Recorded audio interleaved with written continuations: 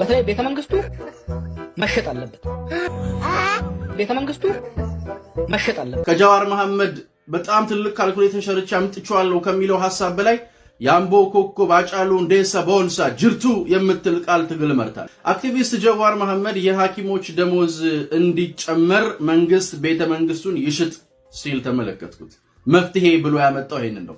ለሐኪሞች ደሞዝ ይጨመርላችሁ። ጃዋር ግን ይሄን የመሰለ መፍትሄ ስጋና ደምማ አልገለጠልህም። ይሄን ዕውቀት አቤት ዕውቀት ግን ለምን ጀዌ ለምን ቤተ መንግስቱ ብቻ ደና ገንዘብ ስለሚያወጣ ግድቡም ይሸጥ፣ ዝም ብለን ከምንቅጣላበት ወልቃይትም ይሸጥ፣ ከሚያጨቃጭቀን ዝም ብለን ደግሞ ካርሲም ከባሌም ከወለጋም ከጅማም የተወሰኑ መሬቶች እየቆረስን እንሽጥ። መተከል ላይም የሆነች ተፈላጊ ቦታ አለች፣ እሷን እንሽጣ።